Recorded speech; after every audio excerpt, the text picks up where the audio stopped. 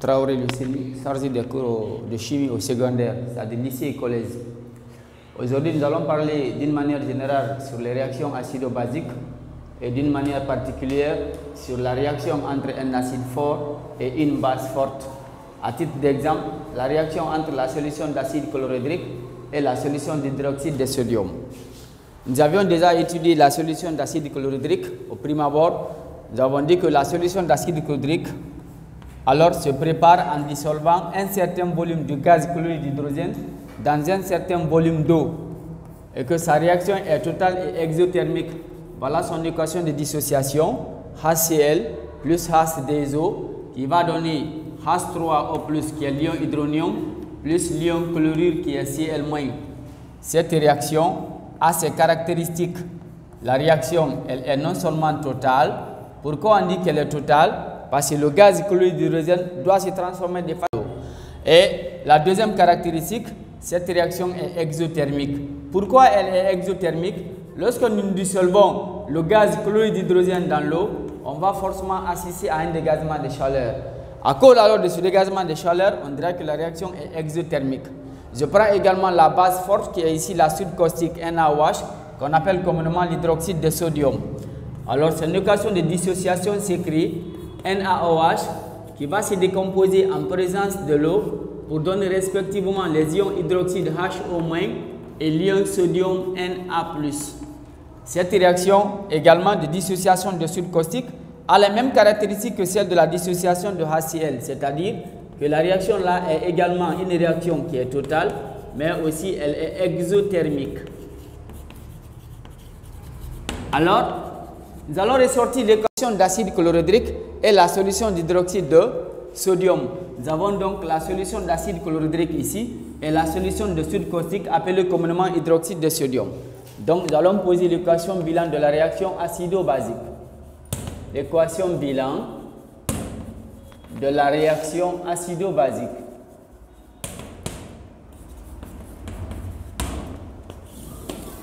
Alors, HCl étant un acide fort, en solution, il doit forcément être représenté par les ions H3O+. Donc, on prendra ici H3O+, plus la solution de NaOH aussi. Elle doit être représentée par les ions hydroxyde HO-. Donc, plus HO-. Toutes les réactions acido-basiques sont totales. On va démontrer ça plus tard. Alors, au cours de cette réaction, l'acide H3+ doit donner un proton H+ à la base qui est HO-. Donc, lorsque l'ion H3+ se débarrasse d'un proton H+, il va rester ici une première molécule d'eau. Et lorsque l'ion HO- capte aussi le proton H+ perdu par HCl, ça va donner également une deuxième molécule d'eau. Voilà donc l'équation bilan de la réaction entre un acide fort quelconque et une base forte quelconque. Nous allons également parler des caractéristiques de cette réaction. Cette réaction, alors qu'on appelle l'équation, c'est réaction partielle, c'est-à-dire la réaction qui est là est non seulement totale, mais aussi elle est également exothermique. Voilà ce qu'on appelle ici l'équation bilan de la réaction entre un acide fort et une base forte. Alors de là, nous allons définir ce qu'on appelle une réaction acido-basique. Alors, on entend par réaction acido-basique, non seulement c'est une réaction entre un acide quelconque et une base quelconque, mais au cours de laquelle il y a un transfert de protons H+ de l'acide vers la base. Donc, on appelle réaction acido-basique une réaction est un transfert de protons H+, de l'acide vers la base. De l'acide vers la base. Voilà la définition d'une manière générale de ce qu'on appelle une réaction acido-basique. Alors ici, nous allons parler donc des différentes étapes alors de ce dosage, autrement dit, de la réaction entre un acide fort et une base forte. Nous allons prendre un déchet qui contient la solution d'acide chlorhydrique. Dans cette solution d'acide chlorhydrique, nous avons les espèces suivantes: H3O+, le Cl- et l'ion HO-. Alors, de concentration Ca et de volume Va. qui doit être dosé par une solution de NaOH. Dans la solution égale l'ion HO-, l'ion Na+, et l'ion H3O+. Lorsque nous mélangeons alors ces deux solutions, nous allons alors obtenir ici un mélange final. Dans ce mélange final, nous aurons alors les espèces suivantes. Nous aurons H3O+, nous aurons HO-, nous aurons le Cl- et nous aurons les ions Na+. Pour alors doser la solution de HCl par la solution de NaOH, nous allons verser alors dans ce bécher un indicateur coloré. Un indicateur coloré. Quel va être le rôle de cet indicateur coloré? Le rôle de l'indicateur coloré ici, c'est d'indiquer l'équivalence. De montrer que dans le mélange, est-ce que nous sommes à égalité de mélange ou bien nous sommes en infériorité ou en supériorité de mélange? Qu'est-ce que je veux dire par là? Lorsque je prends ici l'indicateur coloré appelé le BBT, bleu de bromothymol, alors je verse alors dans cette solution. La solution qui est là est une solution acide. Donc le BBT primordialement va indiquer la coloration jaune. Donc la première couleur, ça va être jaune. Mais au fur et à mesure que la solution de HCl reçoit la solution de NaOH, cette couleur jaune là va changer petit à petit jusqu'à la fin, lorsque l'équivalence sera atteinte, cette coloration jaune va passer à la coloration verte. Une fois que la coloration verte alors est atteinte, on dirait alors que nous sommes à l'équivalence ici, qu'on a appelé équivalence acido-basique. Donc lorsque nous voulons doser, une solution d'acide doit assister à 3 étapes. La première étape est appelée l'étape avant l'équivalence. Donc on va parler ici de la première étape avant l'équivalence. Alors lorsque nous parlons de l'étape avant l'équivalence, c'est une étape pendant laquelle la quantité initiale de l'acide est supérieure à la quantité ajoutée de la base. Donc, la quantité initiale de l'acide est supérieure à la quantité ajoutée de la base. Cela signifie quoi? Que la quantité de l'ion H3O+, doit être supérieure à la quantité de l'ion HO-. Et nous avons dit que dans une solution, lorsque la quantité d'ion H3O+ domine celle des ions HO-, que la solution va être qualifiée de solution acide. Donc, c'est l'étape avant l'équivalence. La nature du mélange est acide.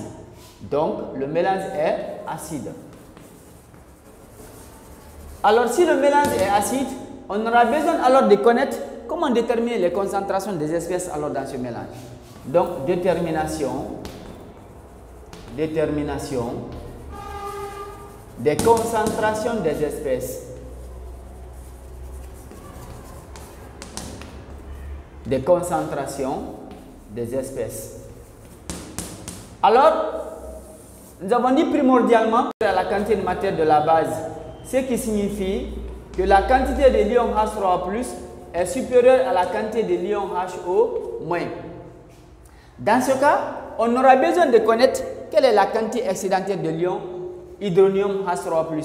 Donc, la quantité restante de l'ion H3O+ va être égale à la quantité initiale de l'ion H3O+ moins la quantité initiale de l'ion HO-, ce qui va être égal à CaVa moins Cb fois Vb. Voilà.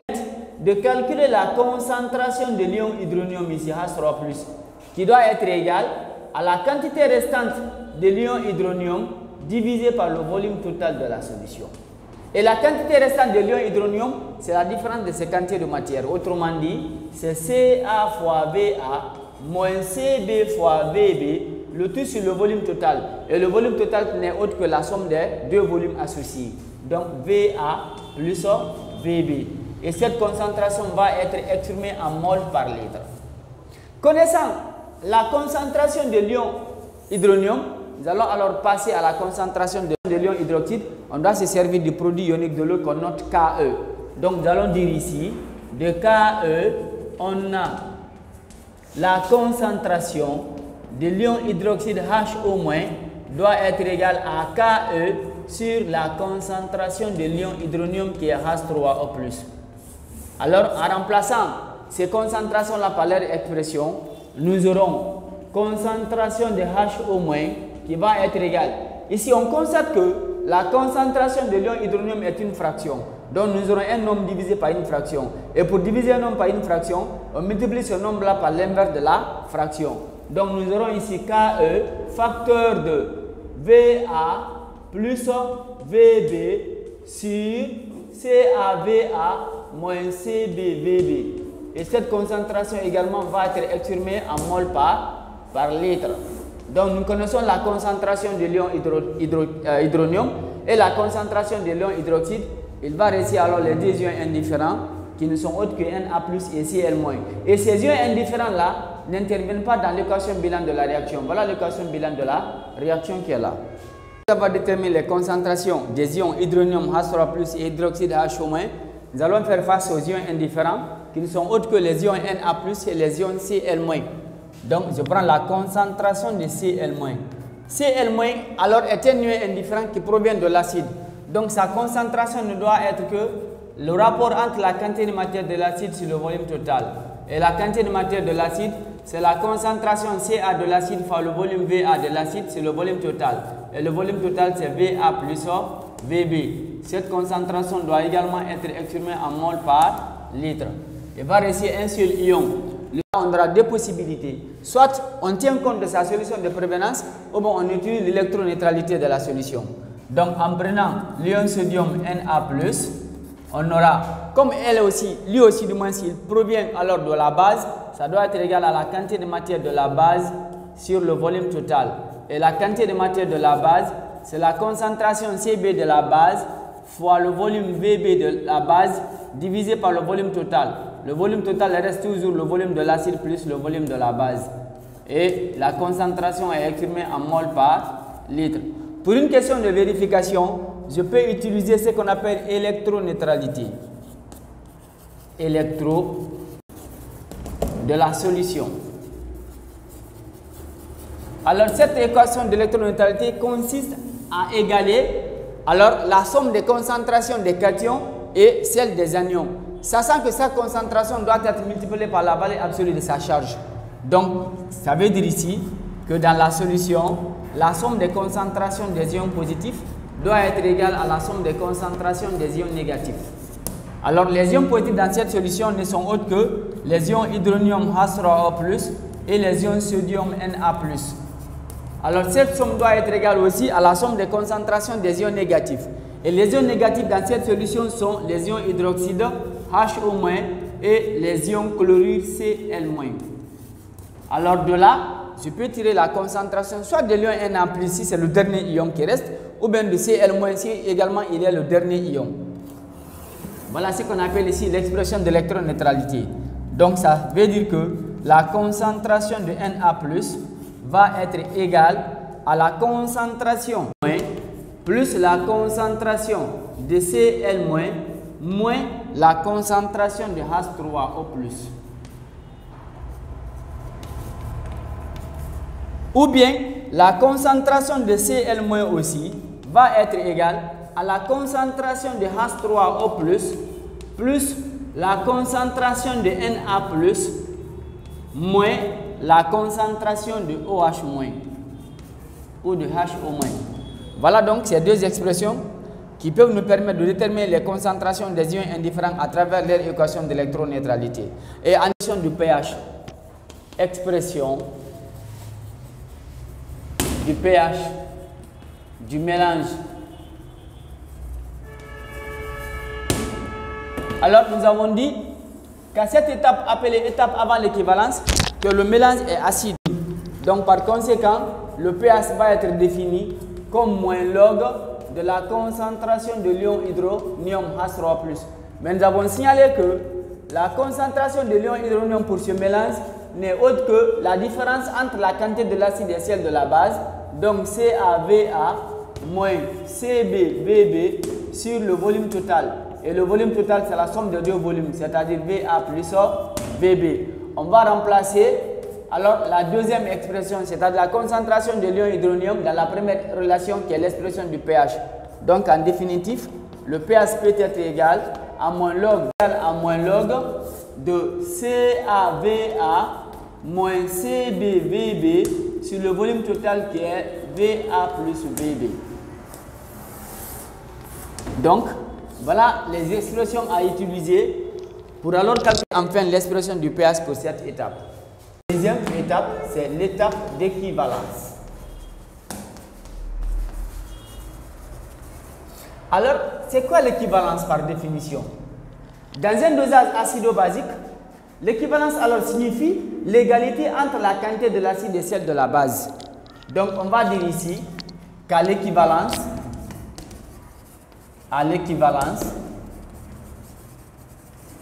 on a la quantité de matière initiale de l'acide doit être égale à la quantité ajoutée de la base. Cela veut dire que la quantité de matière des ions H3O+ est égale à la quantité de matière des ions H-. Pourquoi ici cette égalité? Alors, parce que nous sommes à l'équivalence. Cela entraîne ou cela signifie que CaVa doit être égal à Cb fois Vb. Voilà ce qu'on appelle ici l'équivalence. Et cette égalité dépend alors de la nature des solutions associées. Ici, on prend CaVa et CbVb parce que nous avons affaire soit à des monoacides forts ou à des monobases fortes. Si c'était par exemple l'acide sulfurique et un diacide, la quantité de matière de H3O+ allait forcément être égale à 2 fois CaVa. Je veux dire quoi par là? À supposer que nous avons affaire à une solution d'acide sulfurique. Voilà son équation de dissociation. Nous avons H2SO4 plus de l'eau qui va donner totalement l'ion hydronium H3O+ plus l'ion sulfate SO4-.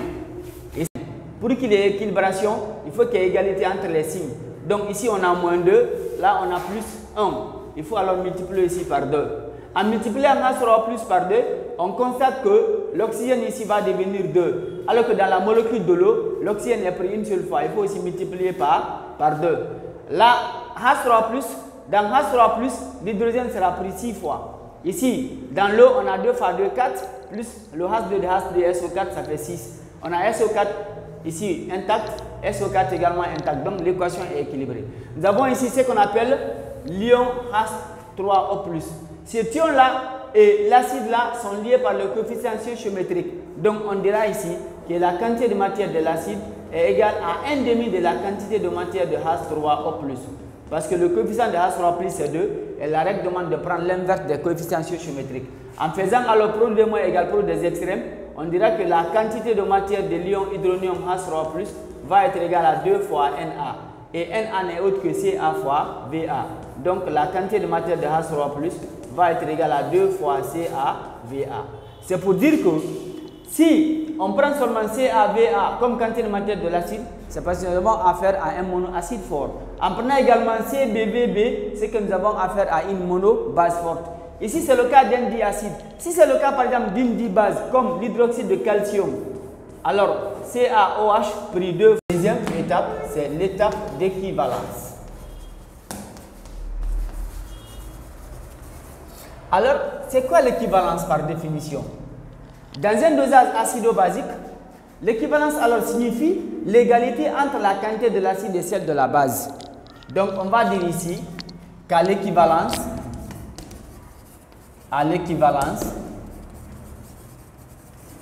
on a la quantité de matière initiale de l'acide doit être égale à la quantité ajoutée de la base.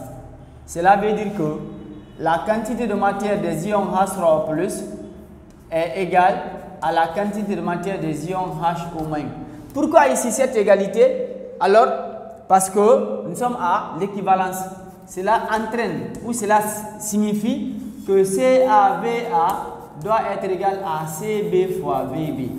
Voilà ce qu'on appelle ici l'équivalence. Et cette égalité dépend alors de la nature des solutions associées. Ici, on prend CaVa et CbVb parce que nous avons affaire soit à des monoacides forts ou à des monobases fortes. Si c'était par exemple l'acide sulfurique et un diacide, la quantité de matière de H3O+ allait forcément être égale à 2 fois CaVa. Je veux dire quoi par là? À supposer que nous avons affaire à une solution d'acide sulfurique. Voilà son équation de dissociation. Nous avons H2SO4 plus de l'eau qui va donner totalement l'ion hydronium H3O+, plus l'ion sulfate SO4-.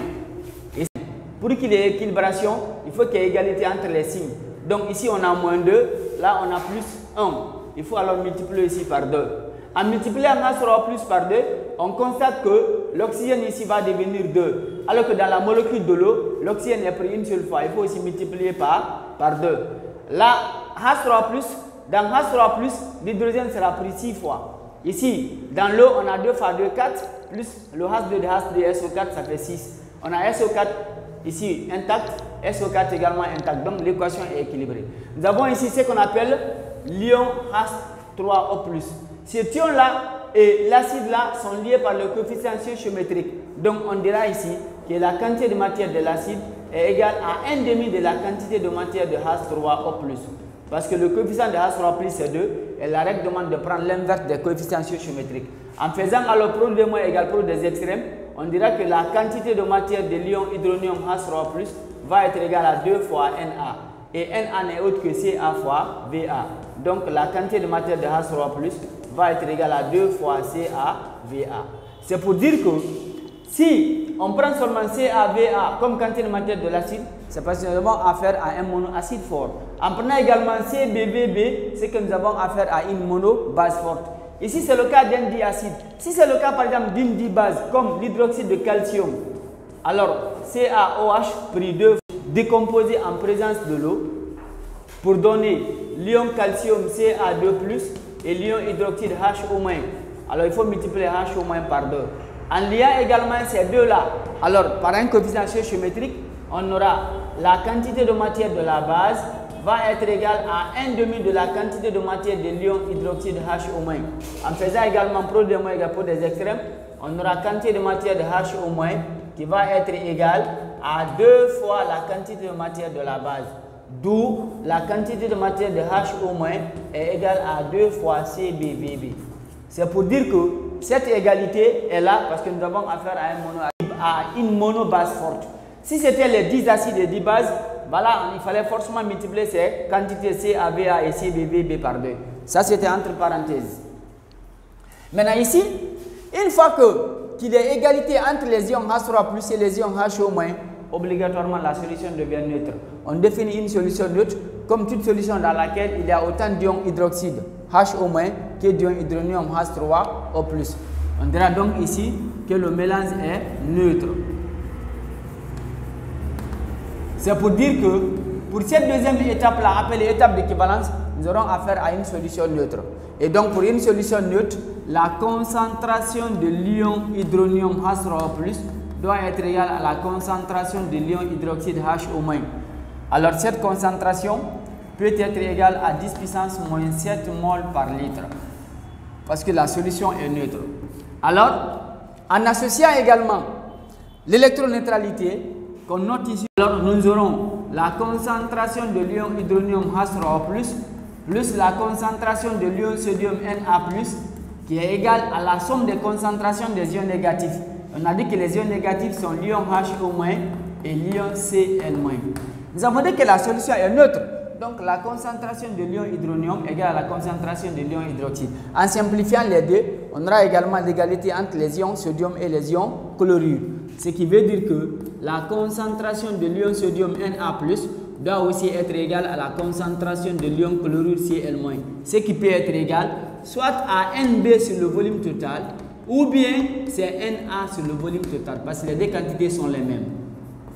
Donc voilà comment on détermine ici les concentrations des espèces présentes lorsque nous sommes à l'étape d'équivalence qui est la deuxième étape.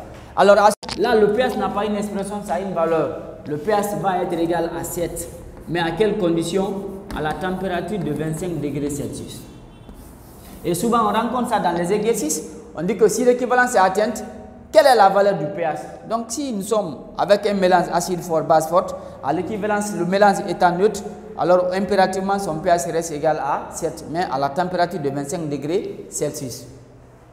Il y a la troisième étape. La troisième étape ici est appelée étape après l'équivalence. Étape après l'équivalence.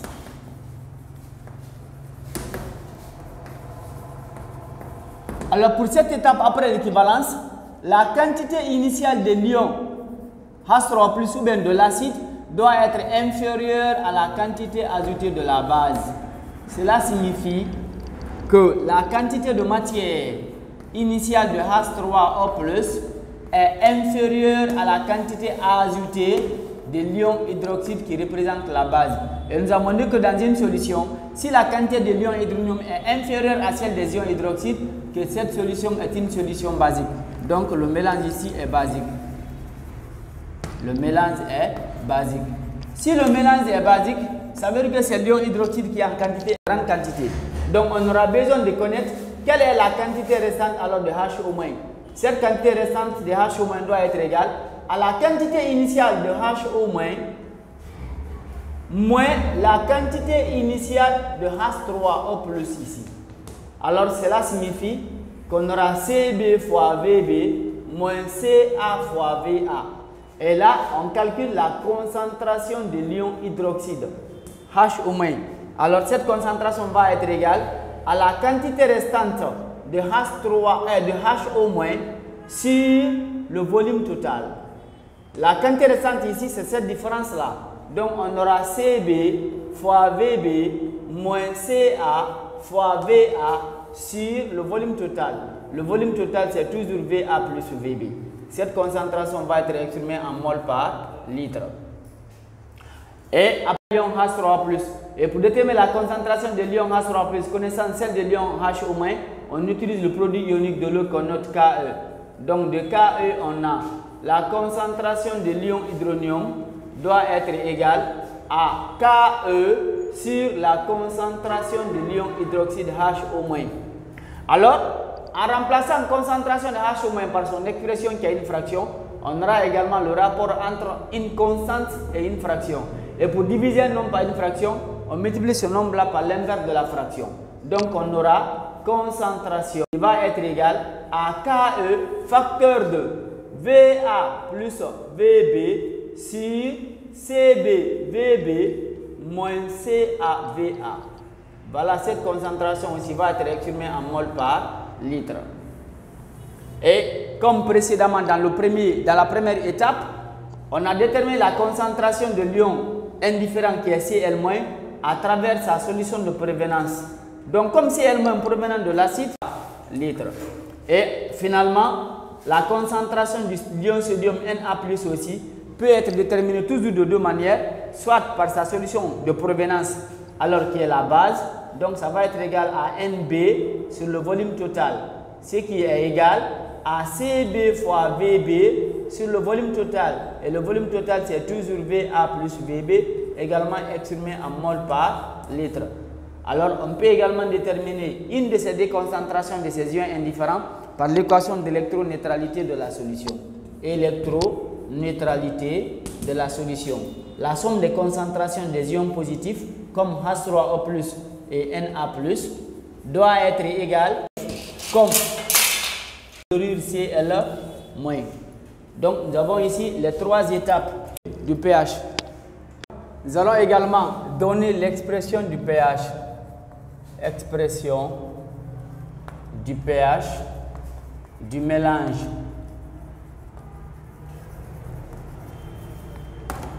Le mélange étant basique, le pH va être défini comme 14 plus log de la concentration de l'ion hydroxyde HO-. Mais tout de suite, nous avons dit que la concentration de l'ion hydroxyde HO- n'est autre que la différence entre la quantité de matière de la base CBVB et celle de l'acide CAVA. Le tout sur le volume total. Et le volume total, c'est VA plus VB. Nous avons la définition du pH qui est là d'une base forte. Et nous avons l'expression alors de la concentration de l'ion hydroxyde. Alors, on va remplacer la deuxième expression dans la première. Donc, 2 dans 1 donne, on aura ici pH est égal à 14 plus log de la concentration de l'ion 14 plus log de CBVB moins CAVA sur le volume total qui est VA plus VB. Et le pH est une expression ou une grandeur sans unité. Donc voilà, alors les trois étapes qu'on peut enregistrer alors en dosant un acide fort par une base forte. On va alors définir c'est quoi un dosage acido-basique ou c'est quoi un dosage. Alors le dosage c'est quoi? Le dosage consiste à déterminer la concentration d'une espèce dans une solution. Tout de suite, nous avons dit qu'on peut avoir la solution acide ici, qu'il faut doser par la solution basique. La solution acide là, on suppose que sa concentration n'est pas connue, Ca, mais son volume Va est connu. Alors cette solution acide doit être dosée par la solution basique. Cette solution basique doit avoir une concentration Cb et un volume Bb connu. Alors on verse la base dans l'acide. Une fois que l'équivalence est atteinte, l'indicateur coloré va virer. Donc à l'équivalence,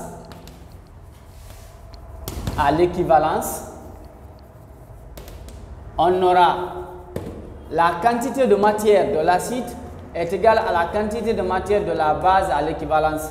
Ce qui va entraîner qu'on aura Ca fois Va égale à Cb fois Bb à l'équivalence. Et là, on tire la concentration Ca de l'acide. Ca va être égal à Bb à l'équivalence sur Va, je vais dire. Donc voilà comment on détermine la concentration alors de la solution acide dont sa concentration n'est pas connue par la solution basique. Donc voilà la définition alors du dosage. Donc on va déterminer la concentration d'une solution, autrement dit, qui doit rester en excès. La deuxième étape qu'on appelle l'étape d'équivalence, pour cette étape, il y a égalité de quantité de matière. Autrement dit, la quantité de matière de l'acide initial doit être égale à la quantité de matière de la base ajoutée. Et une fois qu'il y a égalité entre l'acide et la base, surtout si l'acide et la base sont forts, obligatoirement on obtient une solution neutre. Et pour une solution neutre, son pH reste égal à 7 si nous sommes à la température de 25 degrés Celsius.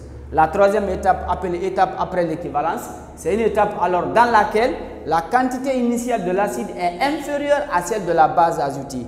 Dans ce cas, la base domine l'acide et par conséquent, on dit que le mélange est basique. Si le mélange est basique, c'est l'ion HO- alors qu'il est en grande quantité, autrement dit en excès.